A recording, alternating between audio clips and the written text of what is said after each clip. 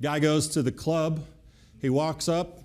Bouncer looks at him, says, "No tie, no entry." So he goes back to his car and gets a pair of jumper cables. And he ties the jumper cables around, and he walks up to the bar, to the bouncer, and he goes, "Will this do?" He goes, "Yeah, I'll let you in, but don't start anything."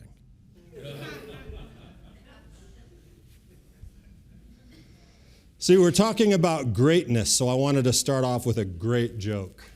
Was I successful? By the way, there are 2 rules for success. Don't tell everything you know.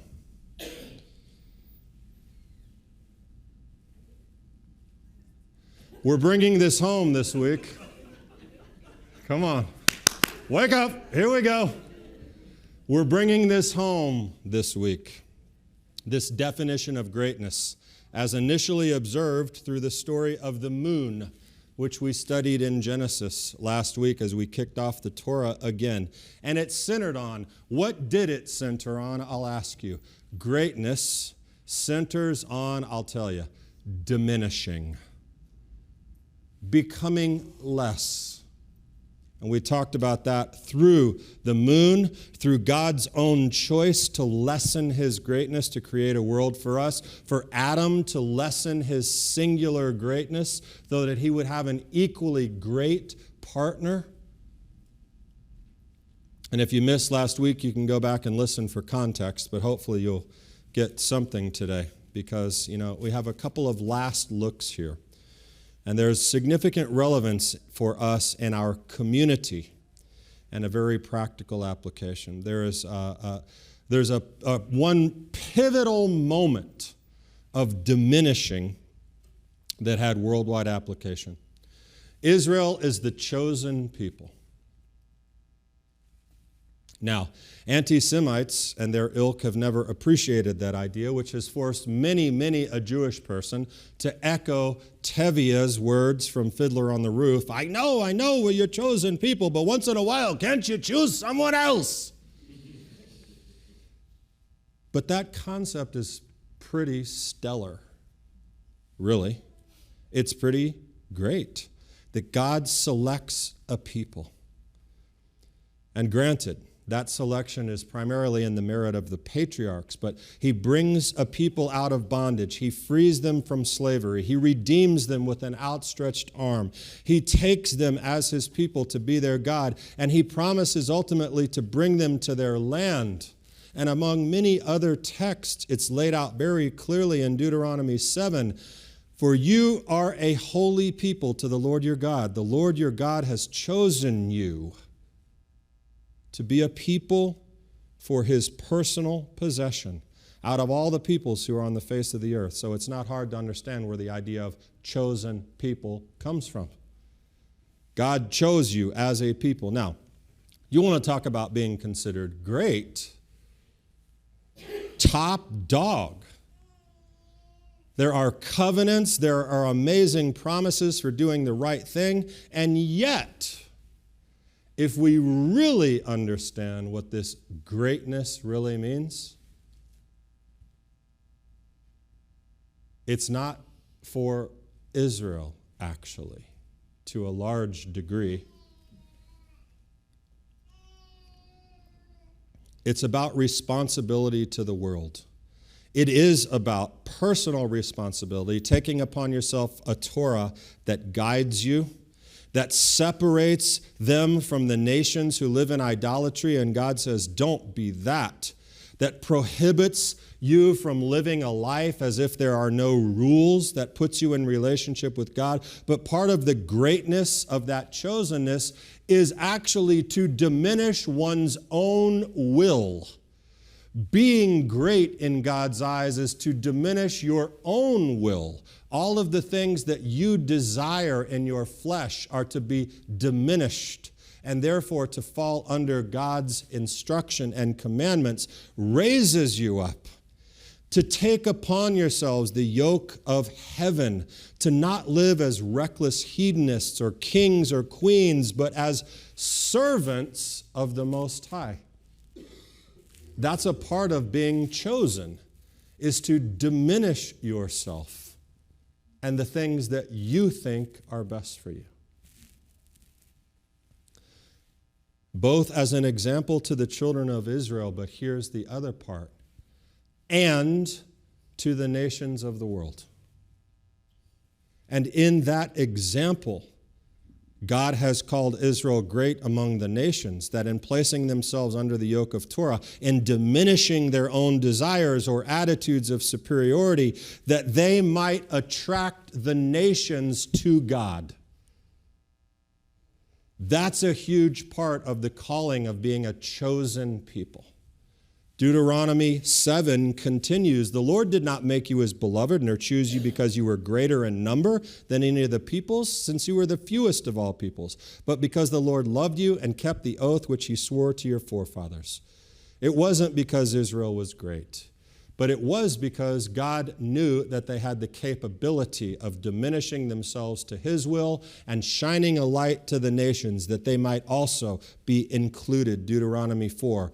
"See, I have taught you statutes and judgments just as the Lord my God commanded me." That is Moses, by the way, saying that, who is a guy who knows a thing or two about diminishing himself for the sake of others, yes?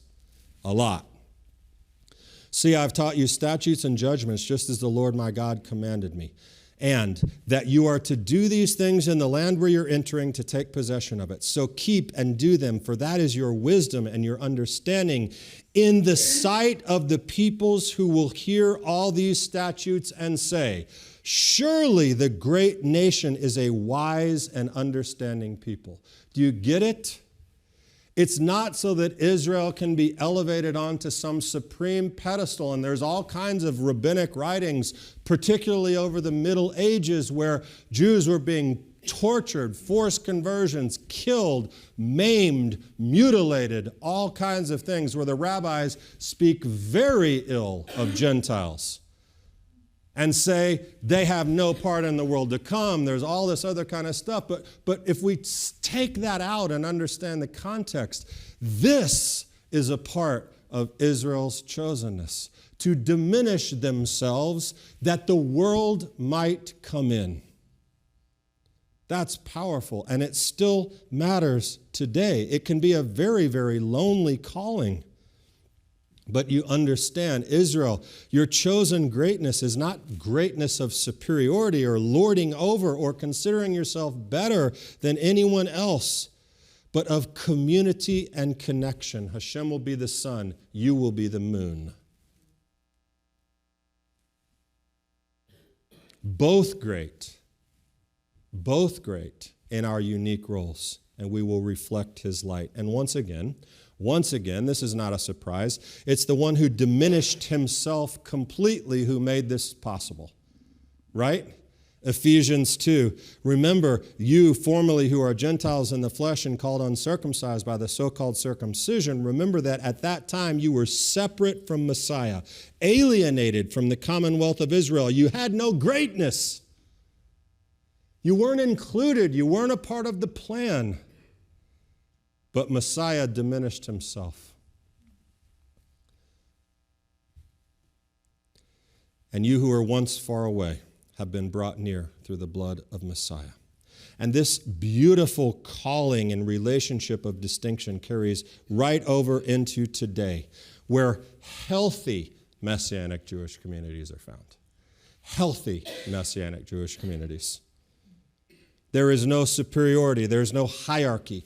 Jews and Gentiles, one in Messiah, both called by God, of God, united in mission and calling to repair the world for the coming Messiah, each of us functioning in a unique, God-given role of greatness.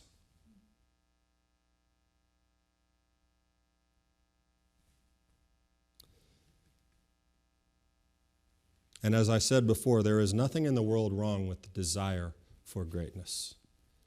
Even Muhammad Ali, Mr. Greatness himself, said, "Service to others is the rent you pay for your room here on earth." That's one way to say it. We have a Messiah, a teacher, who said it in a much more familiar way to us.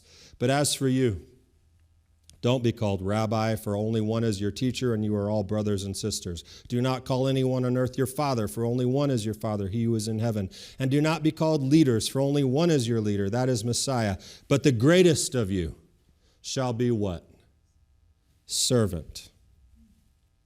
The greatest of you shall be your servant. Whoever exalts himself shall be humbled, and whoever humbles himself shall be exalted. And as is so often the case, guess what? There's nothing new under the sun. I could have said this 4,000 words ago. I could have told you, hey, guess what? Yeshua said you shouldn't exalt yourself, and if you really want to be great, you should be lower. But what kind of sermon is that? I mean, I got to keep you sitting here for 2.5 hours, right? We know this. Our Master has spoken throughout the Gospels. And the disciples didn't even get it. After the transfiguration, remember what they were doing? They were arguing about who's going to be great. It was the three. It was the three who were a part of the transfiguration. This is coming up, or just talked about in Torah Club, I can't remember. But Peter, James, and John, they can't reveal what they've seen, but they sort of, I think, feel a higher sense of rank. Yeshua brought us up to the mountain. Guess what we saw? Moses and Elijah. Guess what? We're great. I know, but I'm greater than you. No, I'm the best. And they're walking, and they don't know Yeshua's hearing them, and he's hearing everything, and he says this question. He's such a, hey, what were you talking about back there? And what's his response? They shut up because they're embarrassed, and they know he heard them now. And what does he say?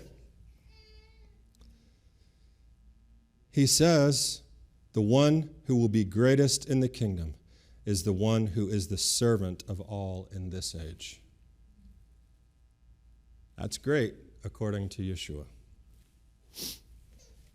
The greatest. And by greatest, he means the best, the most valuable, the one who diminishes themselves for the sake of others. This is the message of how to live healthy in this world. Now, imagine in this great world of God's creation, inhabited by, guess what? Us, his greatest creation. Did you know you are that? God considers you greatest. We must understand and act upon John the Baptist's definition of greatness. You remember what it is? It's very simple and very profound. He must increase, I must decrease. But that doesn't just apply to Yeshua. The reality of life is it applies to everyone around you. That's where greatness is. That's where happiness is. Community, commonality. That we agree, like the moon in our midrash, to diminish, that the world might benefit. And we rejoice, whether sun or moon, Adam or Eve, Jew or Gentile, we rejoice in our unique role of diminishment. Listen, greater love hath no man, according to the King James, right? Hath no man. What does that mean? Let's learn from our rabbi. This is my commandment, that you love one another just as I have loved you. Greater love has no one than this, that a person will lay down his life for his friends. You are my friends if you do what I command you. There is no greater love than this. What does he mean? Well, of course he means laying down his life, giving up your life for someone else. And he did that. And there are other people who still do that today. Firefighters, police officers, soldiers, all kinds of people in various roles who do that. But there's an even more applicable meaning, because the truth is, God forbid any of us are asked to lay down our lives. We might, but God forbid. But there's a more applicable daily part of that. He is speaking of giving your life, but it doesn't mean dying necessarily. It can also mean giving up some of yourself every day to someone else. Greater love has no man or woman who would diminish themselves for another, to put your interests second. It doesn't have to be all the time. That would be great if we just walked around. Who can I serve? Who can I serve? Hey, you need something? Can I help you? Can I help you? That's not humanity.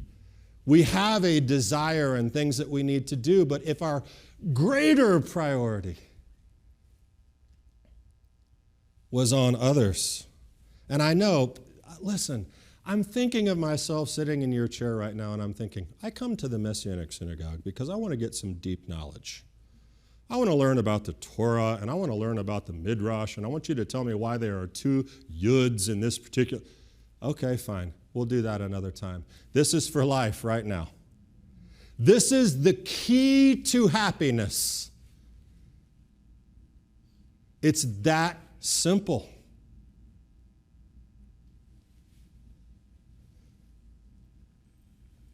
Serve others as you follow the commandments, the teachings of our Messiah. And in the process, you become great. In the eyes of your Father, in the eyes of your Messiah, in the eyes of your husband or wife or friend. And guess what? In your own eyes, because it feels great to wake up in the morning and know that your priorities lie outside of what you see in the mirror.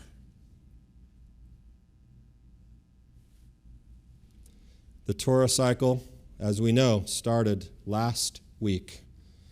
The moon is the lesser of the greater lights. Hashem surrendered his bit of greatness, for a lot of his greatness for us. Adam, Israel, Yeshua. Surely we can follow in those footsteps, right? As we begin reading through the Torah, it's a great time to pursue greatness by this definition. Now, I was finished with my message yesterday, and then I read something, a little snippet. I haven't even read the book, just a summary of the book. I don't know if it's by a Christian, a Jew, an atheist. I don't know who the guy is. But the book is called The Second Mountain. And I have an idea that it might be a great book. I'll report back. But as I said, I was done with my message, ready to go home, light candles, eat salmon. But I read this quote. The first mountain, the book is called The Second Mountain, right? It's by David Brooks. The first mountain is the individualist worldview, which puts the desires of the ego at the center. The second mountain is what you might call the relationist worldview, which puts relation, commitment, and the desires of the heart and soul at the center. My core argument has been that we have overdone it with the individualist worldview. By conceiving of ourselves mostly as autonomous selves, we've torn our society to shreds, opened up division and tribalism, come to worship individual status and self-sufficiency, and covered over what is most beautiful in each human heart and soul. The second mountain. The core flaw of hyper-individualism is that it leads to degradation and pulverization of the human person. The first mountain is every single thing the world tells you should have to be successful and happy. You scale this mountain, and the top is wealth and honor and status, and everything that the world can give you resides at the top of this mountain if you'll just climb it. And then you get there and you're alone and helpless and sad and disappointed. And you realize, my God in heaven, as you look from the peak of this first mountain to the higher second one that lies behind it. And that is the mountain of community and relationship and sacrifice for others. And true greatness resides at the top of that mountain, but most people will never leave it. They'll never go there because they are hyper-individualist. And this is what he says at the end. Hyper-individualism numbs these deepest longings and eventually creates isolated, self-interested monads who sense that something is missing in their lives but cannot even name what it is. If I just had, if I just was this, if I could just have that, or I could just, I'd be there. And they don't even know what's missing, and I'm telling you, it's the definition of greatness, as Yeshua explained it.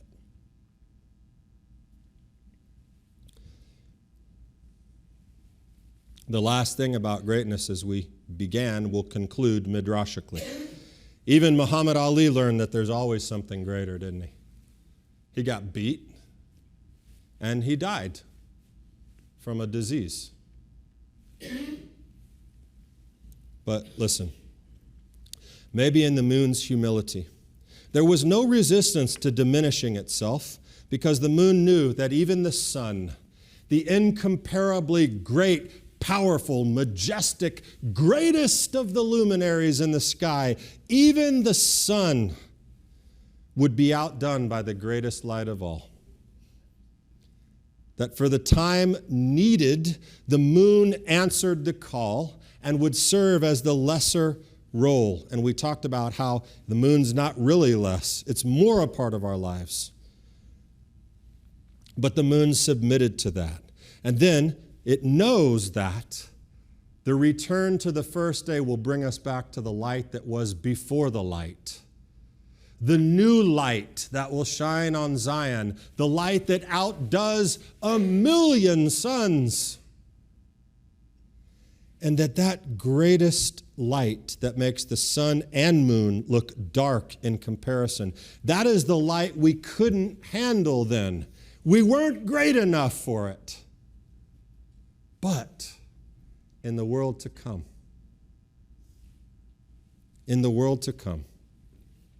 that spiritual radiating light from the glory of Hashem, the day is coming for those who believe when we will bask in that glorious light, that great, glorious light. And guess what?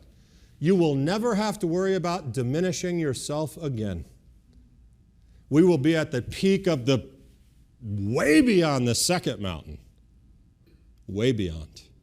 And that light will shine, and the city has no need of the sun or the moon to shine on it, for the glory of God has illuminated, and its lamp is the Lamb. Interesting to take note, though. There's something that happens there.